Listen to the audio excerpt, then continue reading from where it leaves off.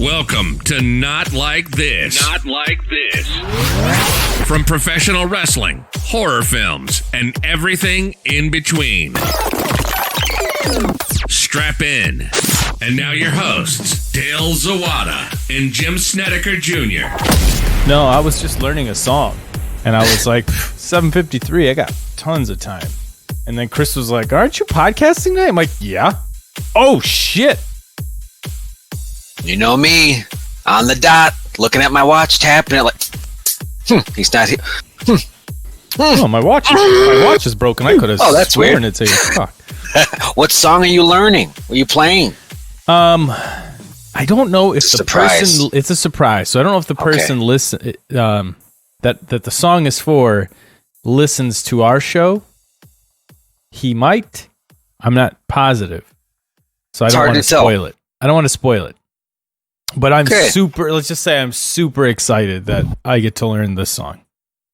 I used to do that's good. Used to do your stories with our friend Eric, and we would learn some cover songs, and it would be related to a storytelling podcast. You know, there would be a topic, and we'd learn songs that are sort of either tongue-in-cheek related to the topic or actually related to the topic. And that hasn't been going on for a while. But we're doing like a special at-home COVID edition for a particular person. And so we're like recording our own songs separately, and they'll be part of the podcast. We're not actually playing live. And there was a list to choose from, and I'm like, okay, yeah, I get to. Oh, that's the one. That song right there. Dibs on that one. It's Alanis Morissette. Yep, right there. If I don't get it, I quit. What if I nailed it? What if you did? It's Alanis Morissette's song that's not ironic. It's the other one that she has. Jeez, bro, she's got so many. Okay, I don't want to say so many, but she's got at least 4. Okay, you ought to know. You ought to know. I had her CDs coming up. I had her CDs. I'm just joshing. You ought to know. That's a good one. That's a big hit. Hand in my pocket. It's a big hit. Can't do that one. Don't know that one. It's a harmonica one. 'Cause I got one hand in my pocket, and the other one is jerking a camel. It was just like whatever.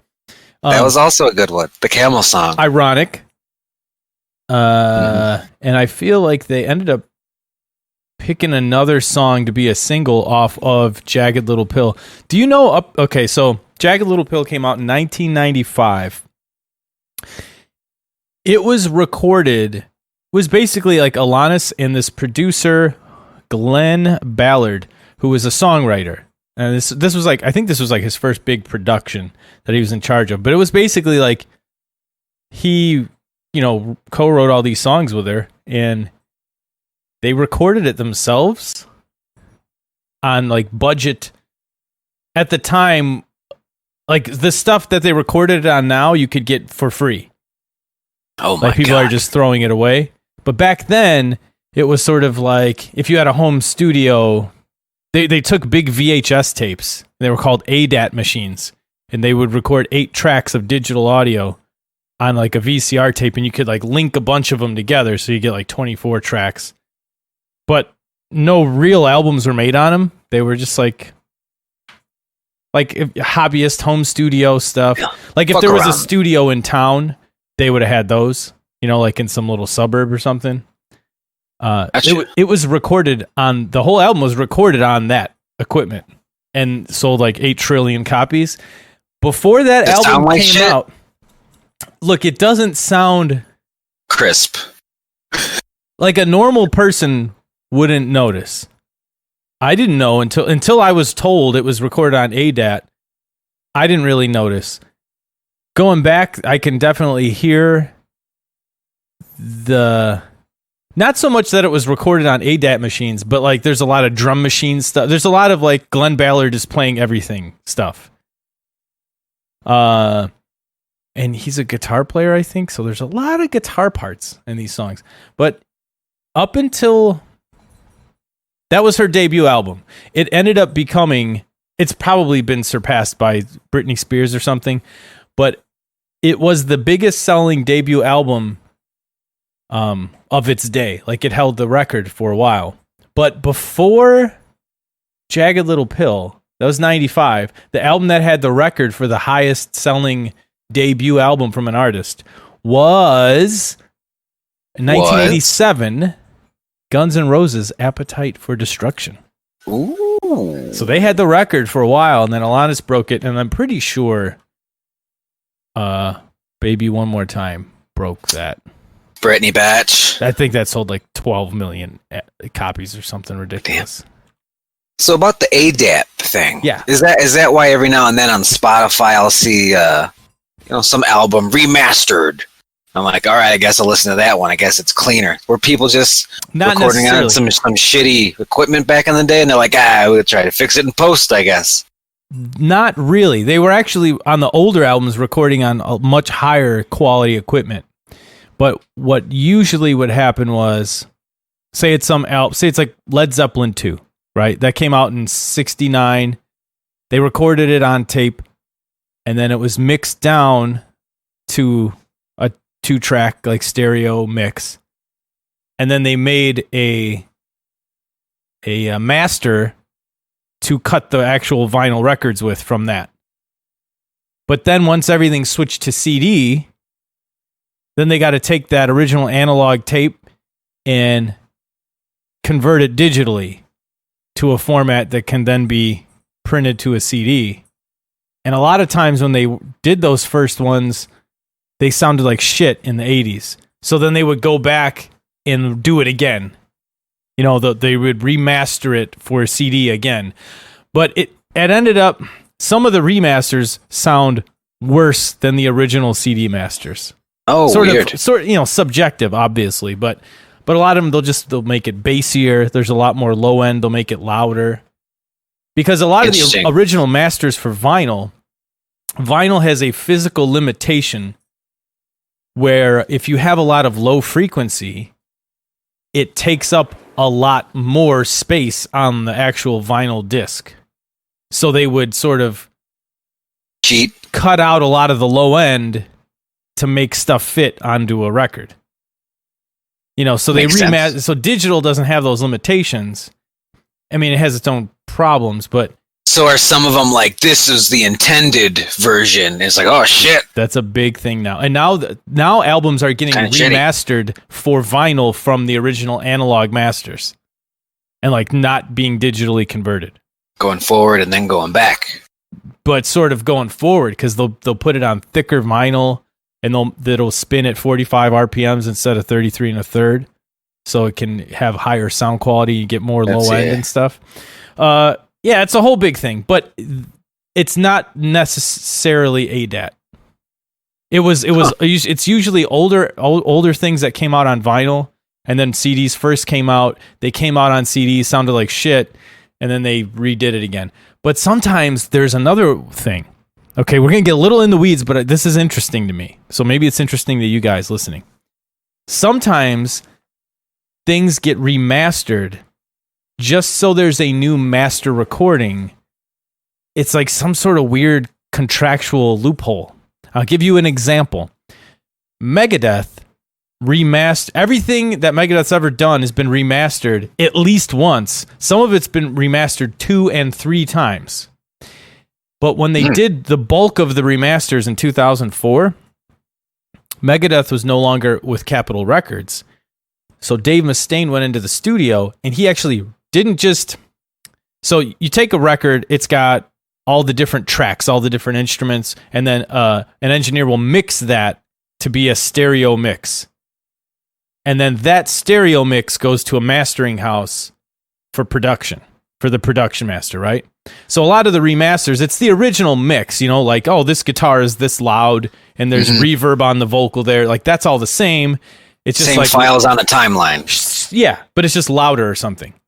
Gotcha. But the Megadeth stuff, he actually went back into the studio and took the multi-track sessions and remixed the album, like from scratch. Like, oh, here, bringing up the snare drum. Okay, I'm going to put a little more high end on it. So it does not even sound remotely like the original recordings. And I hate every single one of them because I grew up listening to it a certain way. Yeah. And it's not even just like, oh, it sounds louder or it's bassier, or whatever. There's less dynamics. It's like that lead guitar part is like some effect that was on the original recording isn't even on it anymore. One of the songs they redid, he had to go re-sing the lead vocal like 15 years later because it just wasn't there. Like they brought up the fader and the lead vocal track just wasn't on the tape. It was just gone. Like maybe they did something where they're mixing it, where they had to like mix it live and like print something else to that track. Who knows? But it was just gone. He had to re-sing it. You want to guess if it sounds really close to the same from, when he was 26 to when he's like 40? I think it's spot on. Look, he did it. I give him that. But that was like a whole thing where he took the multi-tracks and remixed it. So like, oh no, this is a new thing. This isn't that same recording that Capitol Records put out. So I think it was like, if you bought that again, like he got more money than he would have normally than if they just did a remaster. I did this. Sort of. Yeah. Like that. Yeah. Basically like, oh no, this isn't the same songs, but it's a complete different product now. So and if you ask me, I think the singing's a lot better on this version. I mean, can you? When I was the first album that came out of all the remasters, I want to say was Rust in Peace, which is their like best album. They didn't really go chronologically. It was like we're remastering all of them, and I think that one came out first. And when I was reading before that came out, I was like, oh, jeez. Because the way he sings, too, it's not like some old crooner. He's up there. He's got like this metal singing style. And like as the years go on with metal singers, I imagine their voices just sort of get lower and lower in pitch. Like you can't just keep doing that. And you're talking about like peak high nasal singing to like some hard living. And now you're in your 40s and you got to go sing it again. Woo, doggy. But he did do a good job. It just doesn't sound the same. So I don't like it. Gotcha. It's like when find the vinyl. The docking guy did a Dream Warriors. Oh my God. Recently. It's different. He had to make some adjustments. He can't go to those places. He can't go to the top rope anymore, Jim. He can't so he had to change his fighting style. He can't do a diving elbow anymore. A driving elbow, I mean. He can't go to the middle rope. He can't go to Brett's rope. He can't do the superplex off the middle rope. And God bless him. But there are certain singers where just because of the way that there's like bullets, you got so many bullets in the gun. Sort of like a pitcher or something, or a quarterback where like, you can only fire it 90 yards so long, and that's going to wear out and you got to change your game, And, man, when you're known for that real high tenor metal singing and then some people just lose it. Now, some guys like Ronnie James Dio, he was able to sing almost the same for a long, long time. And he was known as like he had like a high pitched, a high like tenor voice, and he had a certain sound, and he kept that sound for almost the whole time. He was like in his 60s before they had to start tuning stuff down. And like Ozzy did pretty good for a while, but I think it's just hours on the vocal cords. I think when you do so many shows, like you're doing 180 dates a year, and then you're singing back-to-back nights and talking to people after the show, it just kills your voice. Just shaves life off of it. In wrestling, they call it the bump card.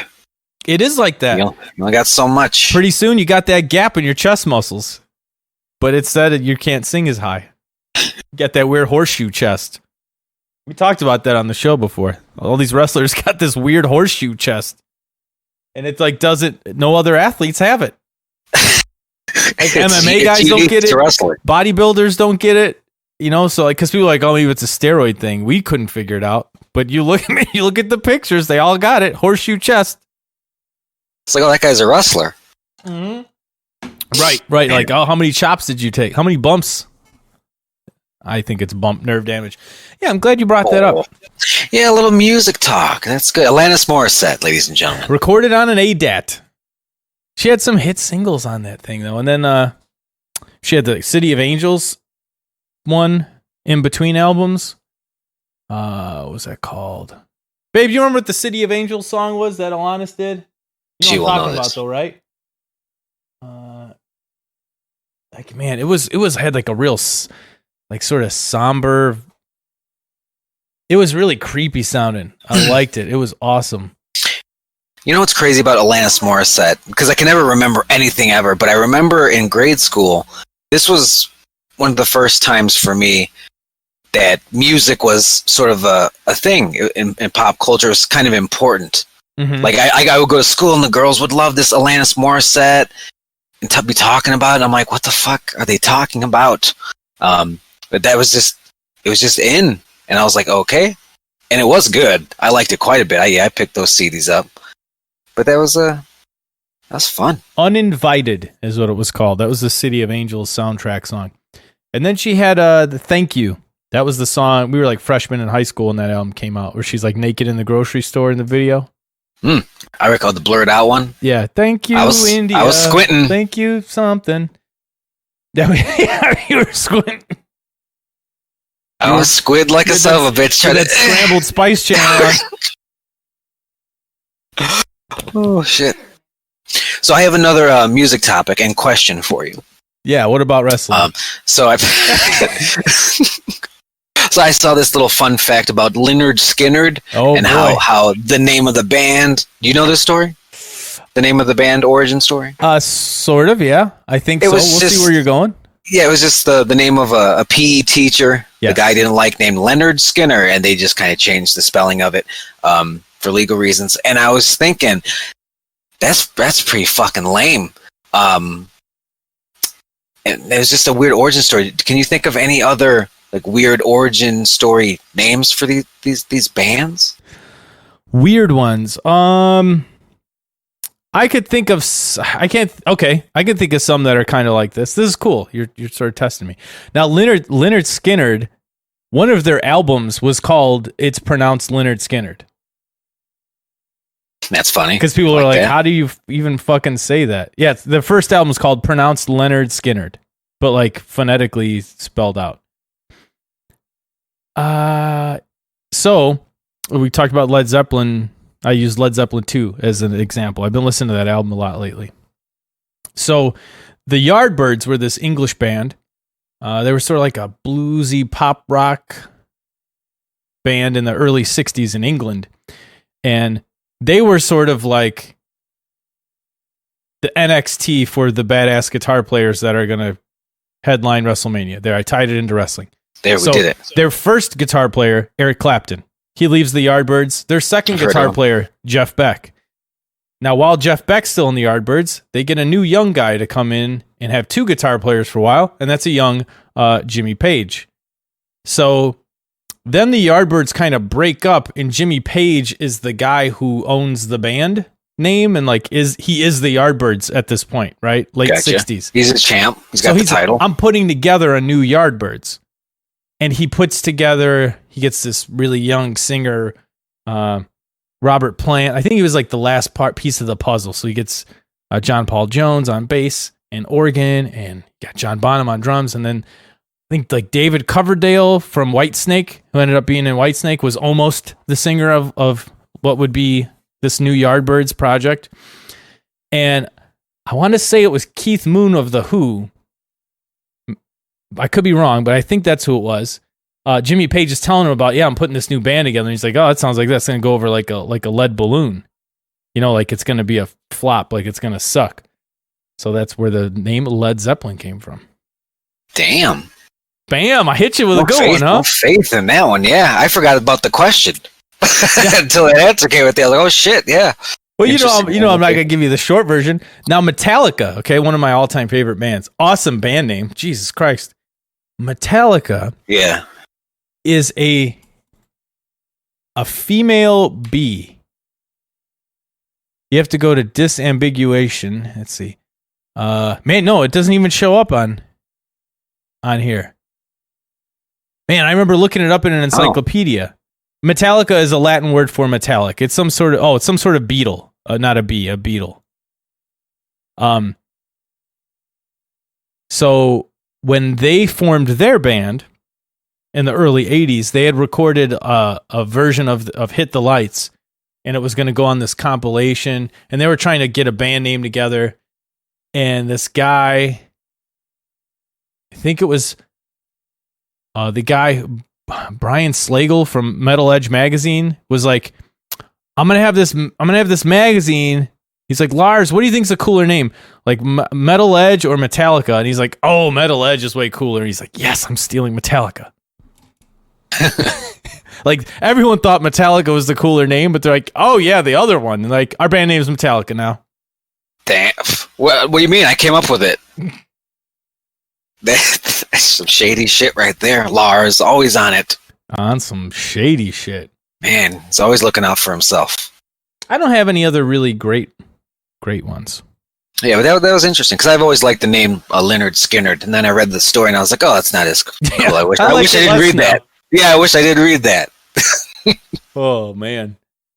Yeah, most of them are not super interesting. But like you get the reference. Like Black Sabbath was a movie. They used to be called Earth. Black Sabbath was a blues rock band called Earth. And then they changed their name to... I think they were still called Earth like while they were recording their first album. And then they changed the name to Black Sabbath, which, goddamn, that's like the most metal... Metal wasn't even a thing, but it instantly became a thing. Like, there's a band called Black Sabbath. Like, oh... I know what they sound like. We're in heavy metal territory now. Okay. Can you imagine if they just like, we're just going to stay called Earth? Earth. Get the fuck, you hippie bullshit. Get out of here. I'm not going to get you booked. That's like if Slayer used to be called like Grass. We're just going to be called Grass. Or Slayer. I don't know. Which one really conveys how we sound better? Man. One of my favorite band names, I don't know the genus of it. Genesis of it? I don't even know what fucking words mean. Is Anal Cunt. Okay. That's a band name for you. That is a band name. Spotify doesn't like that. No, did you just try putting it in? Spotify just deleted itself from my computer when I tried that. Anal Cunt has... go to the wiki. I don't want to... Okay. Things are too woke now. I don't even want to tell you what some of their song titles are. When they're doing their like the clean abbreviation for their band is AXCX or just AC. Okay, so like when they were doing like a local library show, they're like, all right, we're AC tonight. Yeah, but go look at their discography on Wikipedia. Everyone out there, please look this up. I can say some of their album titles, like Everyone Should Be Killed is their first one. Their second album's called Top 40 Hits, which is hilarious. I do like that. Because they're a bit. Anal Cunt. 40 More Reasons to Hate Us. I Like It When You Die. Picnic of Love. It Just Gets Worse. That's sort of like Not Like This. Defenders of the Hate. 110 song CD, which, yes, it does have 110 tracks on it. But they're like a grindcore band, so some of their songs are like 4 seconds long. The album after that's called Fucking A. That's their only dirty album title. And then the last one is Wearing Out Our Welcome. But some of their song titles are like sentences. And, yes, they are. Yeah, you're reading them? Yes, they are. Yeah, you do that on your own time, guys. I'm not going to even say these words into a microphone. But they're pretty good. I do like the names, top 40 hits, because there's 40 tracks. And none of them are top 40. So they live up to the gimmick. Yeah, they're like sort of more vulgar guar type themed, like with their song titles and stuff. But guar has the whole like costume and like persona thing.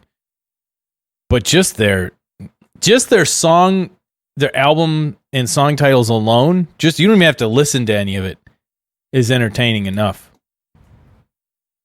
It's got a Jerky Boys vibe to them. Yeah, they're sort of like a shock comic. Yeah. Because the Jerky Boys, look, they were classy. from top to bottom. Yeah, they were super classy. It's firing them too hot.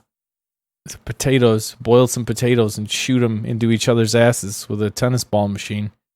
See, who's that offending? Super classy.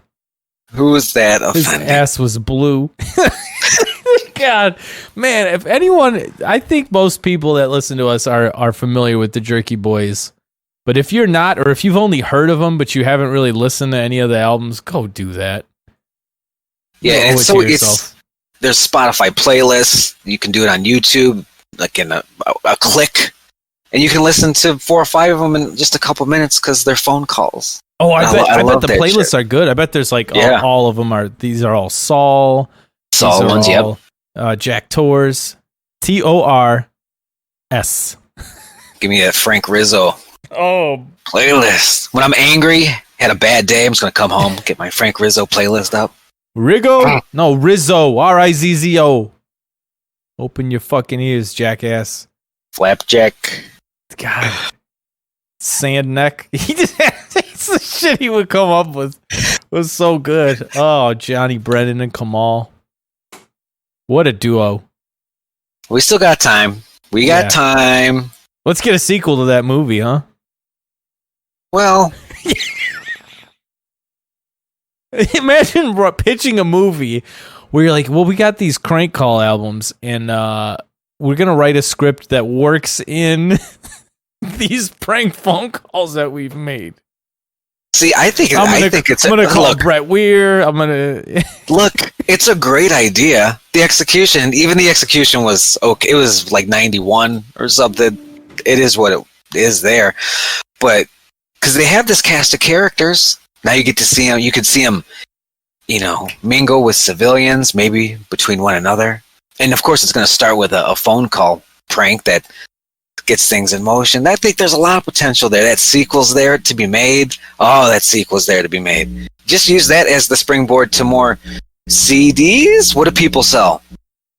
Bandcamps. It'll sell more Bandcamp files. I mean, people buy vinyl now again, but they buy vinyl for like indie band stuff. I mean, more than that too, but they don't buy vinyl to listen to crank phone calls. They should get it on that 33 1/3 speed. Then you get Samoa Joe involved. Samoa Joe. Get Scott Steiner on some of them calls, baby. Wrestling's good right now. I don't know if you're watching any wrestling, probably not. But it's doing all right considering it's COVID era. There's no fans. There's plexiglass. It's fucking weird. But NXT getting it done. They had their Great American Bash, and it was just an awesome show. AEW had their Fyter Fest, and it was just awesome. And it's hilarious because Fyter Fest is this 2-week thing. We're doing a 2-week event. It's so awesome. We have to do it over 2 weeks. And then NXT and WWE are like, we're doing a 2-week event. It's called Great American Bash. So some of that counter programming. But you know what? That's fine. Fight it out amongst each other, and I'll reap all the benefits of it because there's some good wrestling right now. I just think the whole premise is just, it's so bizarre when you think about how up until the 90s, the entire purpose of wrestling existing was to sell tickets to live shows. Yeah, like pay-per-views too. Like they would sell pay-per-views, but that was like building up to the pay-per-view was so you could sell tickets to house shows before the pay. Like it was all about live attendance, and then TV contracts. Then now they got TV contracts and they're doing shows to nobody, and it's just so bizarre. And it doesn't really affect them. No, yeah, right. It doesn't affect the performances. Well, even the business. Like the ratings are pretty much the same. Oh, right. It's just like it doesn't matter. We're trying to please one entity, and it's the network here. And as long as we do that, fans, no fans, taped, live. Yeah, that makes sense. We'll get it done. Because I had heard that recently, the WWE attendance at least has been way down. But it doesn't matter. They got those TV dollars. Like when you watch when you watch a White Sox game, you're like, how can they make money? Like they have a TV contract. That's why they can have 1,200 people at the game and it's fine. But WCW, before the Monday Night Wars, they would tape at a studio. Like they would do TV tapings at like a little TV studio, like an old territory shit. Like they weren't Universal Studios. Yeah, it was down in Florida. Shit was crazy. So stupid. And then it wasn't until the Monday Night Wars that they started doing house shows and like selling out house shows. And that's the big thing. Like you have to be selling them out. You have to be selling all those shirts. Yeah, they have to make money. You have to have stars. You have to have merchandise that's worth fucking buying. I mean, I think this company in New York's doing all right. Because I think they just had their best year ever or whatever. But God, their merchandise is dog shit. I'm a big wrestling fan, and I'd love to buy some shirts and any merchandise, but everything they make is garbage. Like Pro Wrestling Tees does a much better job. AEW, everyone else, indie guys. But maybe it's us because we're old. Not old, but like the nostalgia shirts I love. Like you see like some of the Pro Wrestling Tees shirts that are like throwbacks to old stuff that we grew up with and all that. I love those. But I feel like not just pro wrestling, I can't even point to a specific one, but I kind of know what you mean, like just the general design of the stuff. It's just, band it's shirts are like bland. that now too. Like the cool band shirts are like the old looking one. Like, oh, it's an old Rolling Stones shirt. But like, I feel like new bands merch doesn't look cool either. Like there are some cool, like Powertrip is a thrash metal band. They're like a throwback thrash metal band where they sound like their album came out in 1987 on purpose.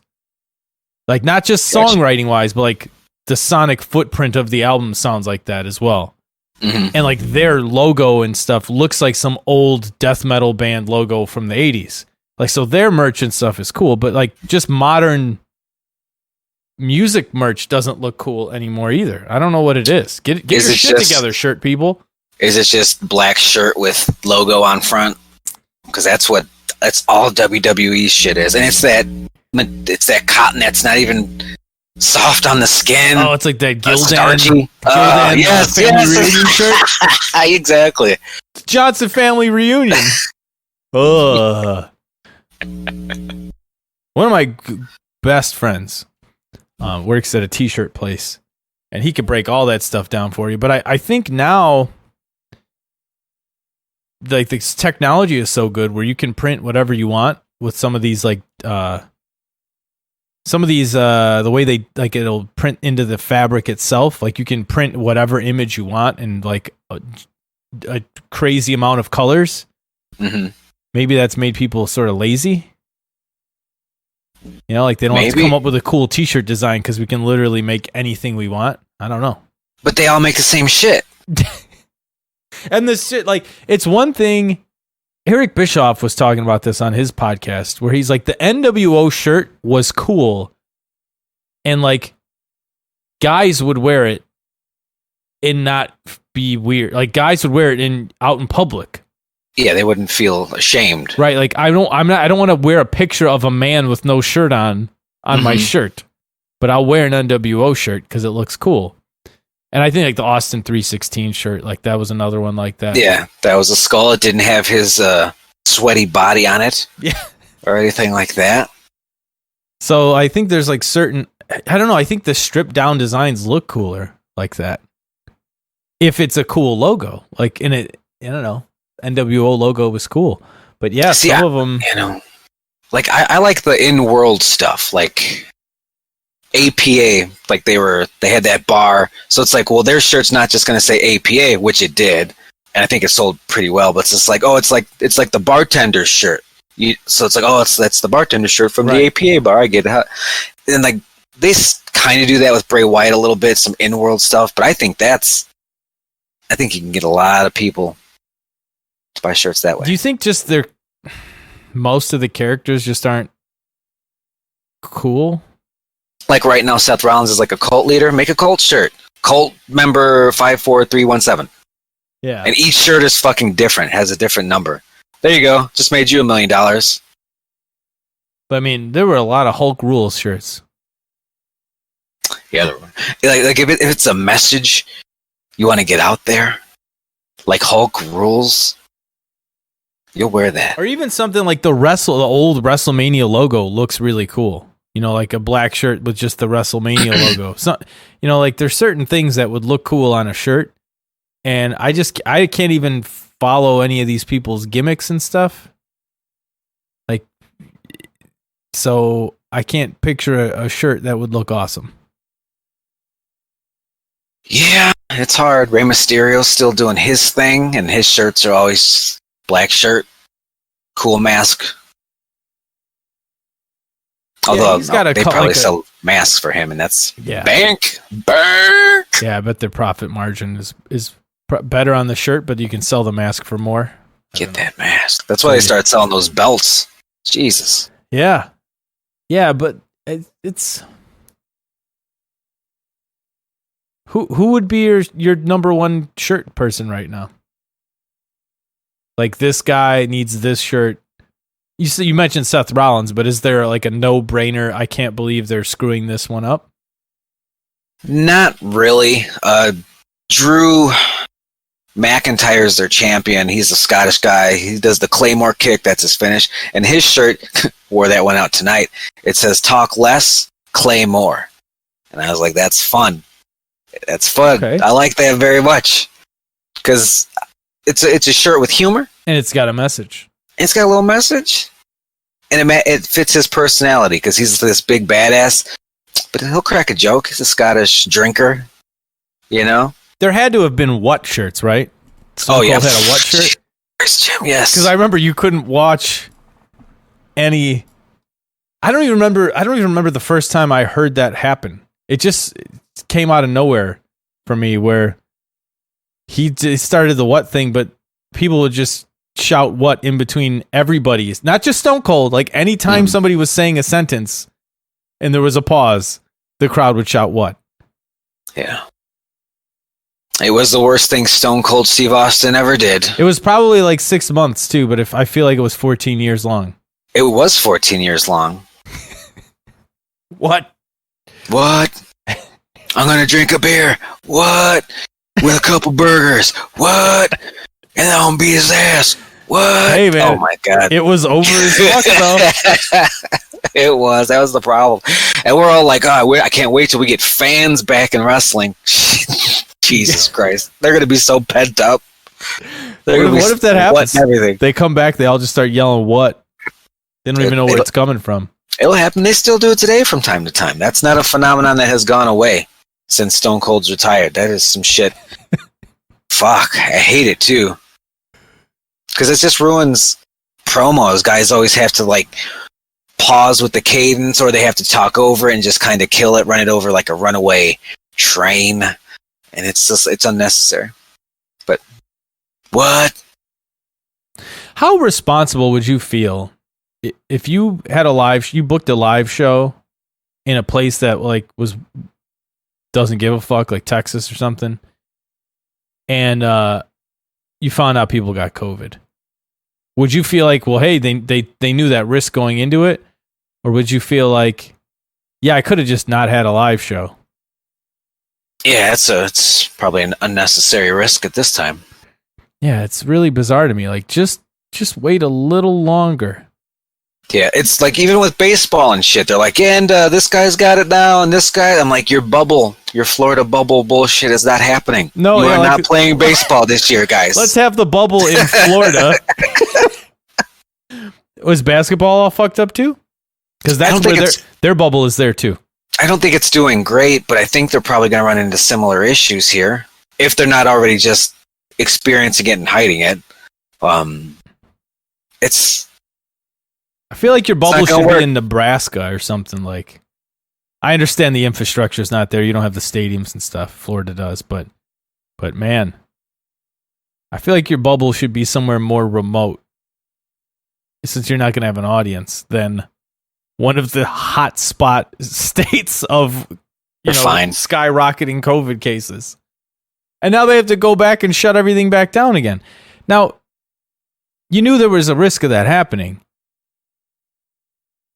people are going to be extra pissed now. Who? Maybe not. I don't know. Maybe not. Maybe people will be like, oh, yeah, I get it. All the cases went through the roof. No, Yeah, like this should be a wake-up call. You'd hope. Who knows? You can't understand what their minds. You would hope and pray and thoughts and prayers, but it didn't work. It's Florida. It's Florida, man. Oh, yeah. Florida man breaks bubble. Infects everyone with COVID. Because they have Biodope too? Yeah. Oh, God. That guy charges $350 for a cameo. Did you know Pauly that? Shore? Yeah, it's a lot. It's like in the 300s for sure. Okay. I don't mind the outrageous number. Because they clearly don't want to do it, but they're like, I'll do it for this stupid amount, you marks. I love it. There seems to be a weird, like the guys that charge a lot don't want to do it, and theirs are shitty. And I think like Kevin Conroy, who was the voice of Batman for a long time, his are like $75 and he'll like do Batman's voice.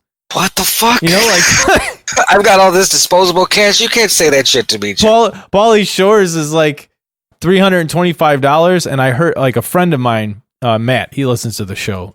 He was telling me a friend of his got like a Pauly Shore one, and like he didn't even say it right. Like he said the name of whatever he was shouting out. He said the name of it wrong. The person's name? It was like the person's name or like a company's name or something. Oh, gotcha. And he was like, I only do one take. Sorry, bye. I guess. Gotta go drink the juice.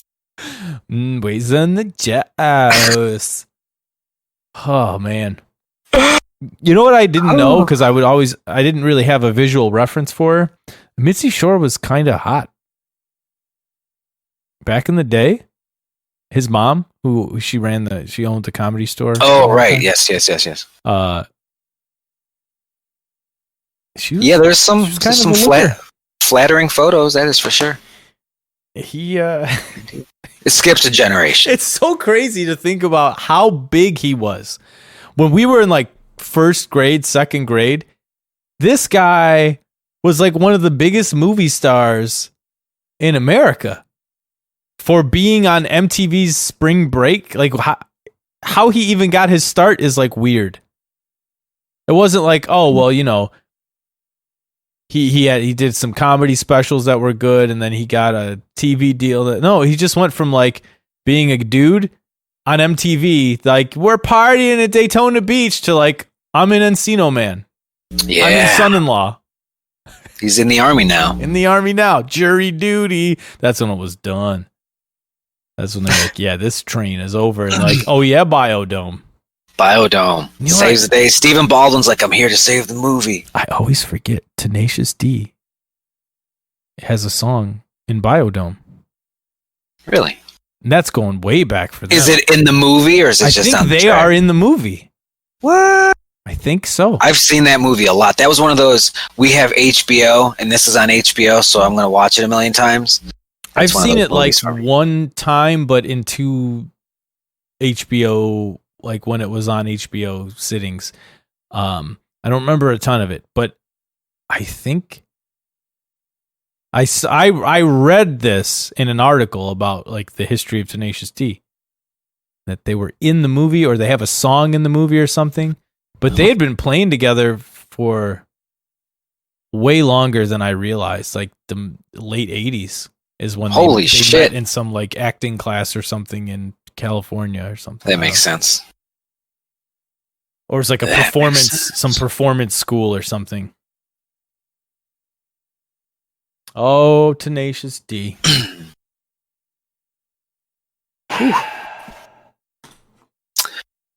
So that was a weird lull. We've been doing this show for almost 10 years, folks. In October, the names have changed, but make no mistake, this is the same show we've always been doing, essentially. We've been doing it for 10 years this October. We have very few weird lulls. I don't just mean a pause where I can't think of a word. I mean like neither one of us was ready for the next part of what was about to happen. It's maybe happened like 4 times. Yeah. Because I think I want to bring up Danny Glover here, but is 15 minutes enough time? So I was doing all this mental math. Oh, it's plenty of time. It's plenty of time. If we go over a little, we go over a little. Give them a little extra. I mean, if they want extra, they can go to patreon.com/notlikethis. You could be a friend of the show. You can get movie companion commentary tracks. You can hear pro wrestling breakdowns and analysis and stories and things like that about wrestlers we liked and all that. There are tiers for you available. But if this regular show that we've been doing for 10 years, if it goes over, it goes over. Tell me about Danny Glover. Give it to him for free. Just Lethal Weapon 5. Danny Glover was talking about just the talking script. about this today. Lethal Weapon 5. And he said their revival plot idea is relevant to current events. Because he says they're kind of working on it. And a lot of what's going on in the world is looking like it's making its way into the script. And I was like, oh, shit. Leo Getz is going to get that COVID. Fuck. He gets gots? No, I'm nervous for him. It's like they fuck you with the ventilators. Oh, man. Oh, come on. Stop it. Stop it. And he does have this line, says it, and maybe it will attempt to confront the issue of racism head on within whatever script comes out. I love the way Danny Glover talks about a screenplay. Yeah, within whatever script comes out, whatever they put in front of me at the table read. He looks really good. And now because my age, because Richard Donner is so goddamn old, my whole age scale is off. I'm like, damn, he's only 73. They could probably do 2 or 3 more. You'd really have to sell it. You have to do something like that boneyard match in WWE to like really hide the flaws. Richard Donner, a lot of movie magic. Richard Donner is 90 years old. I think he's got 10 more years. I still want it. I want a fucking Predator 3. Call it Predator 3. Okay? I want it We're going to call it New Predators? No, I want it called Predator 3, and I want Danny Glover's character and Arnold Schwarzenegger's character both in it as like a tag team. That's the movie. Get it done. Now. You don't even have to have a script with whatever script comes out. You don't even need one. I'll write it and we'll do it live. Just show up. Roll. What, to play us out? What, to end of the show? That would be awesome. Because those two are charming. That could be fun. What if it was genuinely more comedy than action at that point? How hot would you get? Pretty hot. I don't think it would get too... I mean, Shane Black would write it, right? I mean... Probably. I feel like he's co-written or written every movie I've ever seen in the 80s. He's always around. Right? He's Lethal Weapon, Predator, fucking Monster Squad, right? Monster Squad, Boy Scout, Last Action. Jesus Christ. He was around. That guy's got to be so loaded. Yeah. Like, at what point, like, movie-wise? And then Iron Man shit, Jesus. At what point, movie-wise, do you think he's like, he started getting, like, back-end deals? I think Last Boy Scout, right? Last Boy Scout's probably when he started cleaning up. Okay. Yeah, because he's like, look, guys, I did Lethal Weapon and Predator and all these other movies. Last Boy Scout. I'm assuming you're being serious. It's like, you know, that made money at the theater, and that was like 91, 92. And it was a studio thing. It wasn't, you know, some weird action, you know, movie per se. It had a big studio in front of it. Right. It's like, it's time to pay. And then you start writing them fucking superhero movies. God damn. You pay me. That has been a, like, not secret, but a dream of mine to have some sort of, like, hit song or some kind of several, hit things that you've written that you just get mailbox money for forever. Get that green check. Like, there she is. Just forever. And it's a lot. Like that guy, man, who I forget that producer's name who worked on Britney Spears' album, but he worked on like everything from that era, like all of that shit, right? He like co-wrote and produced all those albums. So can you imagine being that guy? And I will find his name right now. Max Martin. Shrek. His net worth, Max Martin, he's 49 years old. Oh my God. Right? So he's born in 71. So when Baby One More Time came out, he was like not even 30? In his late 20s, right? He like co-produced and like co-writes those songs. It says his net worth is $260 million. Good for him. Now, I'm not even talking about that guy kind of money, right? But like, man, you were in some industry and you got hot in an era where the whole industry was real hot, and you just got, and like now those things are getting relicensed for other shit, and you're just like, Eye of the Tiger got played on a thing. Oh, here comes another check. Oh, they want to do another Rocky movie. Like, here comes another check. Oh, you want this on your streaming service? I'm gonna have to license this music because you can't have this without this theme song. Oh, fuck you! I won't pay it. I'll put my own music over it. Well, we'll see what the fans think. Money, money, money, money, money. Man, that was a banging ass song. He didn't even have to sing. He just had everybody's got a price. And it worked. It was almost too good. He would get like a baby face reaction. Yeah. He wouldn't get booed until he was like stomping a mud hole into the face in the corner somewhere. He was so like, good. Yeah, it's a bad guy. There were so many guys that were so good that never even had a world title run. Don't need it. Him, Mr. Perfect, Scott Hall. See, DiBiase's another one, merchandise-wise. There's a lot there, because that's a character. You got options instead of black shirt logo. Max Martin. Shrek. You know who was the Max Martin before Max Martin was? Oh, I always forget his name. He co-wrote like every Bon Jovi hit and all of the Aerosmith songs that were hits in the 80s. Ooh. Like when Aerosmith came back. And he just kept like producing and co-writing stuff. And I will tell you his name right now. I know you will, but yeah, that's probably a nice green envelope. It's weird. I always forget his name, and it makes me mad because then Desmond Child. Desmond Child. Name. He's 66, so he's old, right? Older than Max Martin. Doesn't have his net worth on here, but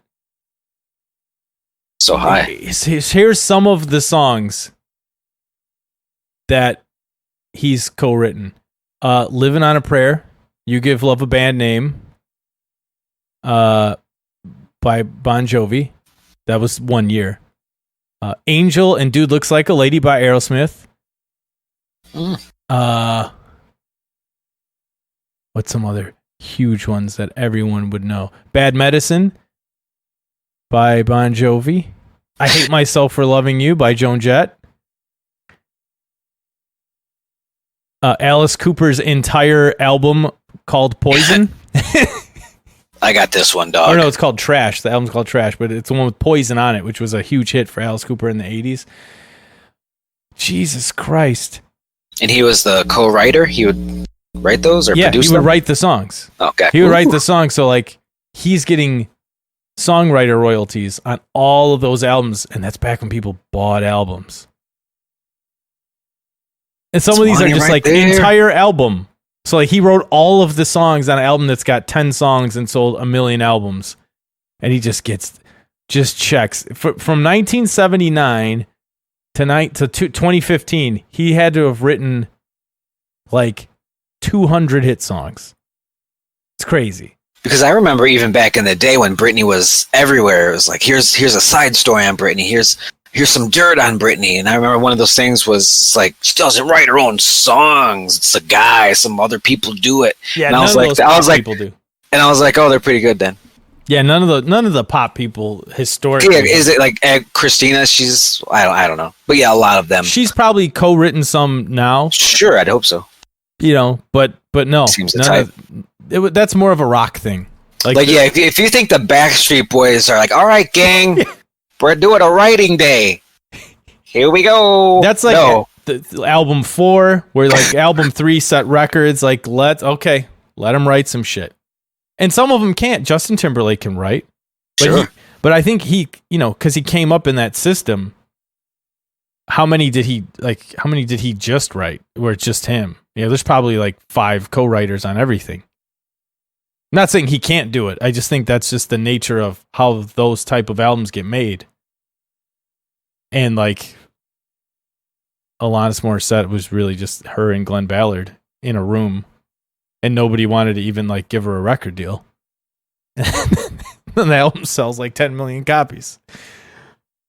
That's some crazy shit. Oh, Dave Coulier. Thanks for the song. Right? That was a scandal too. And all I was thinking is just like, oh God. She's fucking him for. Won't say who it's about. That's good. Take that shit she's a worker, man. She's working everybody. Because it's so good. Because at the time, Dave Coulier's publicist was like, this is not about me. Because back then, it's like, you don't want that. Now, he's like, yeah, it's totally about me. And like him and Bob Saget were on a podcast or something. And Bob Saget's like, I remember when she called you, you were at dinner with me. And she says, I'll bug you in the middle of dinner. I was at dinner with you. I'm like, okay. That sounds like a reach. But still, now he's like, yeah, now everyone wants it to be about them. Fucking Bob Saget made it about himself. He was like, that line's about me. I'm the dinner. That works for him, brother. Jesus. So starved. So starved for attention. You ever suck dick for some marijuana? Oh, God. That was like my first exposure to Dave Chappelle. Men in Tights, but I didn't know who Dave Chappelle was back then. What a gig for him. But like when Half Baked came out, I was aware of him as a comic. Like I knew he was like a stand-up comedian. I'd see him like doing promotional stuff for the movie on Comedy Central on like The Daily Show with Craig Kilborn. That's how old that fucking movie is. And I remember when the movie came out, at the movie store, the video store, and I rented it. I didn't see it at the theater. I feel like it wasn't a big hit at the theaters, and I probably couldn't get anyone to take me at that point. But I remember when it came out on video, and I rented it, and I laughed my fucking balls off. Oh my God. Yeah, that was a big one for rentals. Ah, yes, the shit. Oh wait. Or is the shit thing from Tales from the Hood? I think that's from Tales from the Hood because he played. It is, but he does say something similar. He does say something similar in Half Baked. But that actor's in it, isn't he? The Cuban B. Yeah, he's like, right, Cuban B. Cuban B. So it's the same gag. It's the same bit. It's the shit. But he plays. So that's Samson, right? But he Dave Chappelle, what's the name of the rapper that he plays that's like, I need to talk to Samson? I forget that guy's name. Recall. He's like in the commercial for Samson. Fly me to the moon like that bitch Alice Scrambled. Oh, that was a good movie. Fuck you, fuck you, fuck you. You're cool. Jim, I think that's going to do it here. All right, sorry. Any plugs before we get out of here besides the patreon.com/notlikethis? That's my only plug right now. I'm over here trying to stay COVID free. yeah, just we got to get through the year. Let's do that. We have to start there, and then we'll see what the fuck's going on. I just personally can't take that risk. You know what I mean? So like, if you got shows booked, good on you. You know, do your work. I can't be out there. I can't be doing that shit. That's going to do it for episode 131. Thanks for listening. I'm Lynyrd Skynyrd. I'm Cuban B.